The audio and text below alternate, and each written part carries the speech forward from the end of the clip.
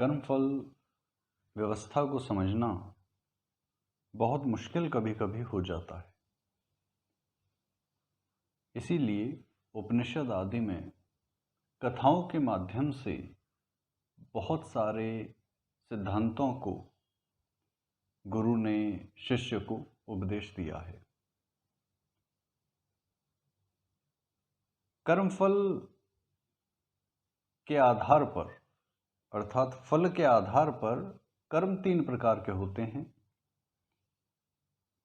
संचित कर्म, प्रारब्ध और क्रियमाण कर्म। संचित कर्म जो हैं, पिछले जन्मों से अब तक जितने भी कर्म किए जा चुके हैं, जिनका फल मिलना अभी शेष है, अभी बाकी है। पिछले जन्मों से अब तक जितने कर्म किए जा चुके हैं, जिनका फल अभी मिलना बाकी है, वे हैं संचित कर्म।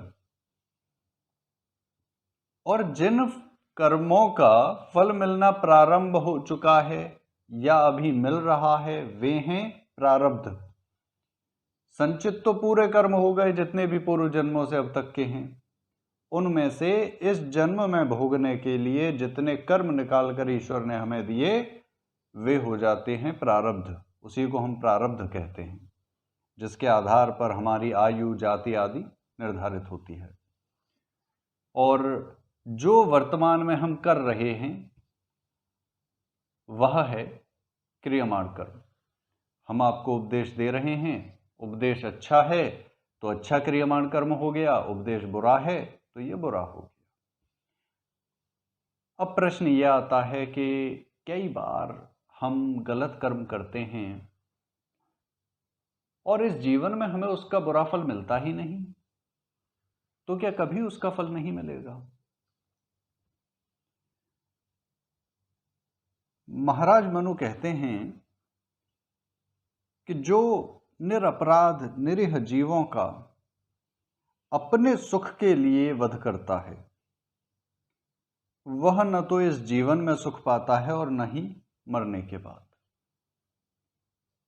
बड़ी अच्छी बात महाराज मनु ने कही।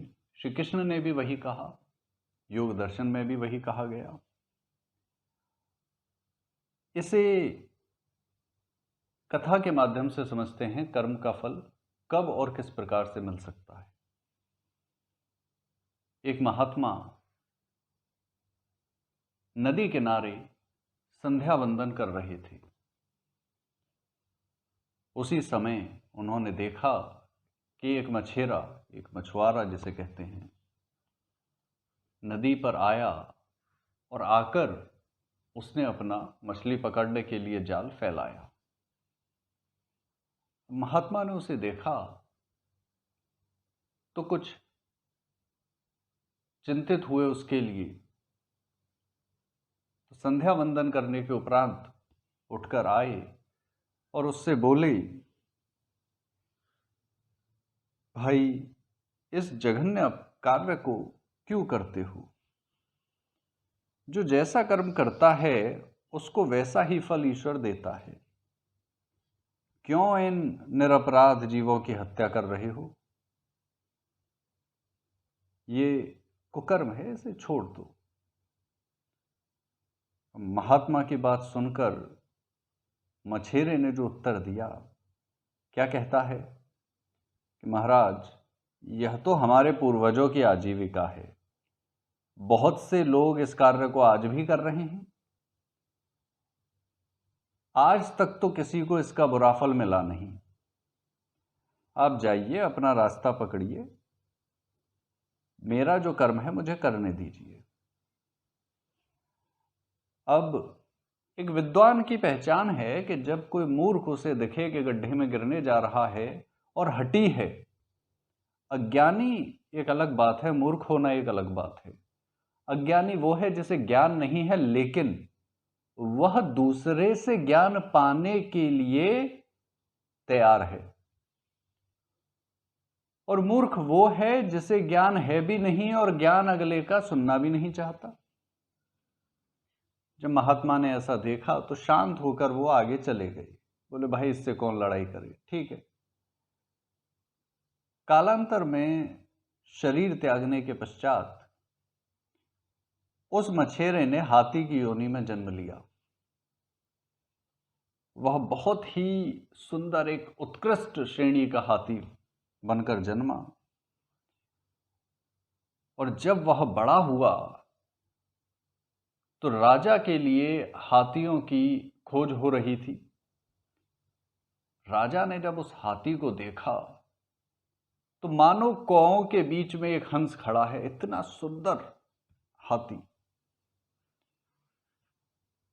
तो राजा ने उसे अपनी सवारी के लिए रख लिया।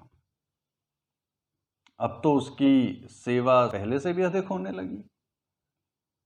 जब कभी राजा को उत्सवों या दूसरे कार्यों के लिए जाना होता तो उस हाथी को विशेष रूप से सजाया जाता, विविध श्रृंगार किए जाते, और गजराज मस्त होकर अपनी मस्तानी चाल से चलते।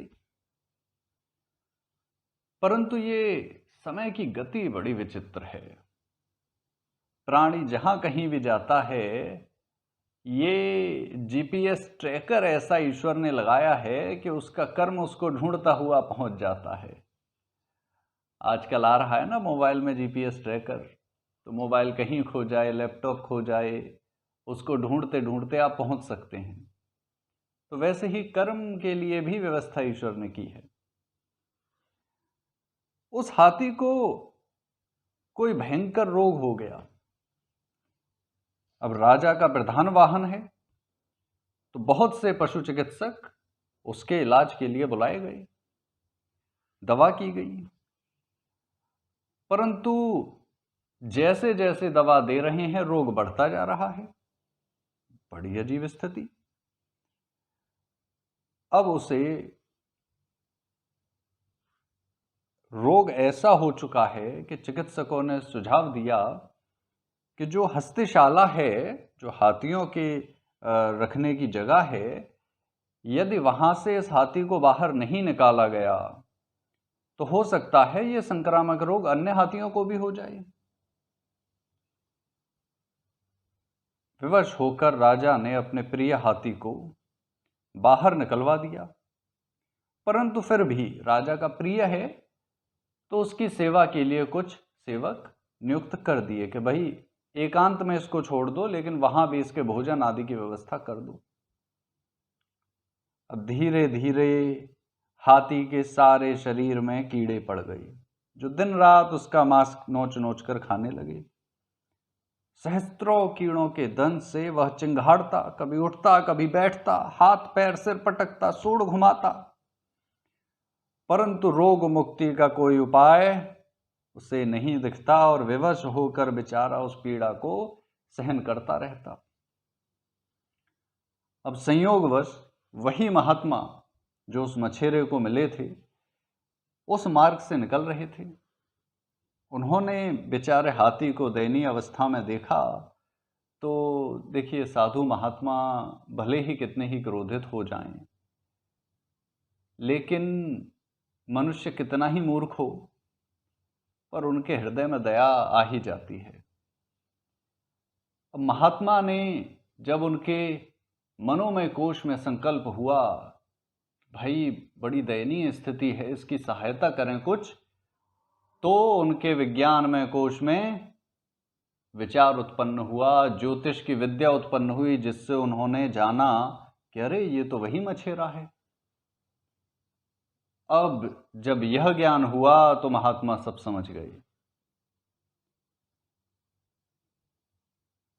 तब उन्हें समझ आया कि जितने जीवों का इसने वध किया था पूर्व जन्म में, जो मछलियों को पकड़ पकड़ कर, अब सोचो आपने जाल फेंका, मछली जाल में फंसी, आपने जाल को खींचा, धीरे धीरे जल से बाहर मछली निकल रही है, तड़प रही है, कैसे तड़प तड़प के मरती है वो, मानो आपका गला घोट कर कोई आपको मार दे, कैसा लगेगा? आप जिस कमरे में बैठे हैं वहां ऑक्सीजन अचानक धीरे धीरे समाप्त होने लग जाए, कैसे हम बिना ऑक्सीजन के तड़प तड़प के मरेंगे? ऐसी दुर्गति होती है उन मछलियों की। अब महात्मा समझ गए कि ये वही मछलियां कीड़ों के रूप में आज इस मछेरे को, इसका मांस नोच नोच कर इसे तड़पा रही हैं। इस मर्मांतक पीड़ा के कारण न तो ये मरता है और न ही सुख से जीता है। इसके प्राण भी नहीं निकल रहे, क्योंकि इसके कर्मों का भोग अभी बाकी है, अभी तो बहुत तड़पना है इसे। उसी समय एक विचार मन में उत्पन्न हो जाता है महात्मा के, और उस हाथी को देखकर उसे कहते हैं कि तूने जो पूर्व जन्म में कर्म किए, तब तू अज्ञानवश वेद आदि न पढ़ने के कारण तू नहीं जान पाया कि उन कर्मों का फल कभी मिलेगा भी। यदि तूने जान लिया होता तो जो तूने पुण्य कर्म कुछ किए थे, अब मछेरा है, मछलियों को पकड़ता है, लेकिन उसके अलावा समाज में कुछ पुण्य कर्म भी तो करता होगा, उनका फल मिला, श्रेष्ठ योनि में जन्मा, हाथी बना है, उत्कृष्ट हाथी है, इतना सुंदर कि राजा की सवारी बन गया, और राजा को इतना प्रिय कि उस हाथी को एक कष्ट नहीं होने देता है। पुण्य कर्मों का फल मिला, परंतु मछलियों को जो तड़पा तड़पा कर मारा, उसके फल में उसे कीड़ों ने इस प्रकार से तड़पा तड़पा कर, ना तो प्राण ही बेचारे की जा रही है, बस तड़प रहा है। कर्म फल को समझ लीजिए, जो किया है वो मिलेगा। जितने हमारे भाई बंधु बड़े गर्व से कहते हैं, अरे विदेशों में तो इतने लोग मांस खाते हैं, उनको कुछ नहीं हुआ, हम कहाँ मरेंगे। भैया विदेश में जाकर देखो, अमेरिका, कनाडा, लंदन, ऑस्ट्रेलिया, ये बस सुनने में तारीफ है, मैंने तो देखा है, वहाँ के लोगों से जुड़ा हूँ मैं।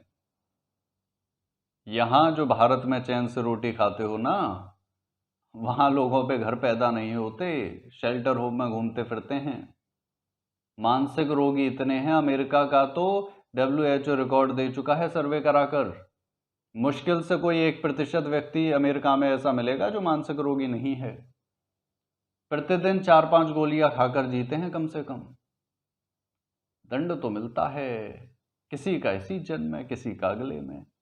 तो अब ये आप विचार कीजिए कि आपको दंड भोगना है या पुण्य कर्म करके सुख भोगना है, या निष्काम कर्म करके मोक्ष प्राप्ति कर ईश्वर के पास जाना है। ओम।